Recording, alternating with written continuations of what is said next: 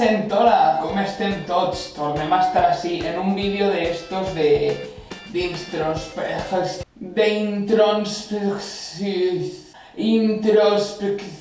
collons, de dir coses sobre mi pa donar-me a conèixer més. Pues resulta que el tema és que he vist que circula per ahí, per YouTube, per els blogs de la gent, tal, unes quantes preguntes sobre cançons. Efectivament, sobre cançons, la cançó que més t'agrada, la que menys, la que te posa content, la del trist, la de pam...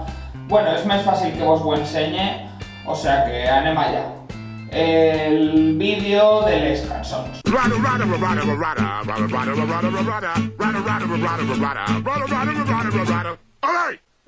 Bueno, supose que a tots vos passa, no? Que és superdifícil dir la vostra cançó favorita.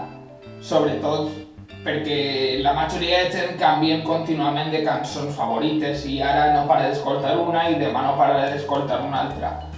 Però bueno, vaig a dir tres, vale? Perquè sigui un poc més fàcil.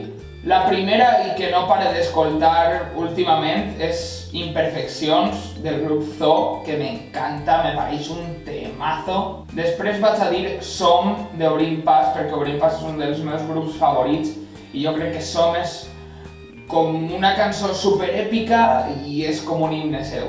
I després la tercera és una cançó que duc escoltant des dels 9-10 anys i encara no me cansa d'escoltar, que se diu Fumar Cagando, i és de SFDK.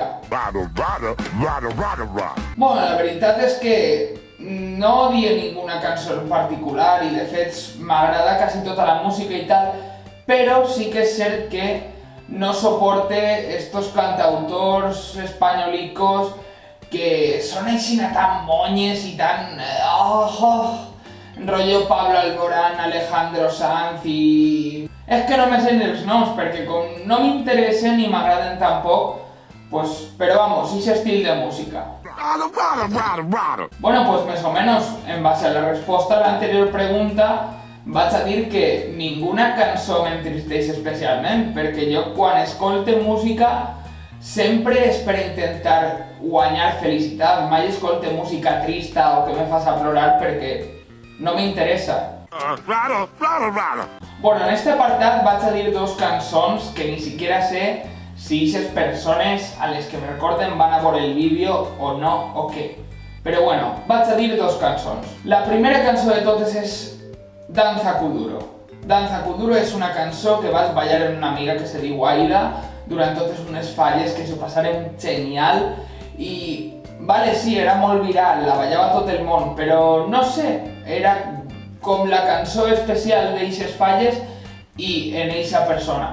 I la segona cançó és una cançó que me recorda a una persona que vaig conèixer i que mai he tingut massa vinculació, però que no sé per què sempre m'ha recordat aquesta persona. La cançó que me recorda a ella és Halo de Beyoncé.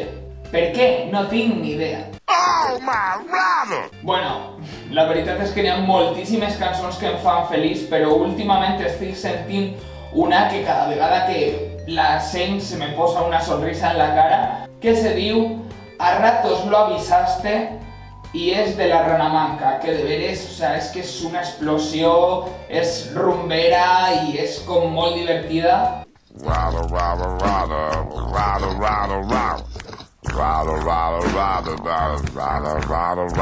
Si abans em parla de persones, ara parlem de moments, encara que jo crec que moltes vegades estan lligades les dues coses. Però bueno, la cançó que vaig a dir ara és una cançó també molt coneguda, que se diu Ai seu t'hi pego. Esta cançó me recorda un viatge que vam fer quan jo anava a quart d'ESO, o sigui, ja fa 4 anys. Pues vam fer un intercanvi uns quants de l'institut a Suècia i allí resulta que les sueques estaven loques per esta cançó. Quan li la posaren no paraven de ballar-la i en especial la sueca en la qual jo vivia en la seva casa li encantava. I no sé, me recorda molt, sempre que se'n caixa el t'hi pego, pues me veig ese record de Suècia. Bueno, sense ningú dubte jo crec que aquí n'hi ha una cançó que no pare de cantar sempre que estic en un amic o en un determinat grup d'amics, que és la cançó d'Estel, d'Atupa. I després una altra cançó que sempre cante i me la sé de memòria és cantando de Violadores del Verso, que, vamos, jo crec que se la sap tot el món de memòria. Bueno, cançons per a ballar, jo què sé. Qualsevol cançó que te vulguin vendre com a cançó per a ballar, la vas a ballar i punto. I en això vull fer un especial homenatge a totes les canciones del verano, perquè és que la veritat és que la majoria són una puta mierda, són de gent que no sap cantar, però coño, és que tenen un ritme que se te pega i que al final una melodia xorra l'acabes ballant en totes bandes. Les cançons de l'estiu, sense dubte, les millors per a ballar. Mireu, jo per a dormir sempre he tingut una cançó des de que la vas descobrir que és en sèrio, o sea, és sentir aquesta cançó i automàticament dormir de puta mare i somiar en coses increïbles. La cançó se diu Scarborough Fair, que és una cançó celta que té 1000 versions, però la veritat és que no val qualsevol. La que a mi més m'agrada i m'enamora i m'encandila és de Sarah Brightman. En serio, si no podeu dormir, va millor que un polèmenta. Cançó per a la meua boda en el cas de que n'hi hagi boda? Jo crec que agafaria i posaria la cançó de This Bed is on Fire, que no sé si sabeu quina és, però bueno, bàsicament la cançó de American Pie, vos la posaré un poc de fons, ¿vale? Per a que sapigueu quina és. This bed is on fire with passionate love. The neighbors complain about the noises above. No sé, tio, posar eixa cançó en una boda és que la teua nòvia és la hòstia i els convidats i hi ha un bon rotllo que te cagues. O sea, no sé, m'encanta eixa cançó i crec que és molt desenfadada per a una boda.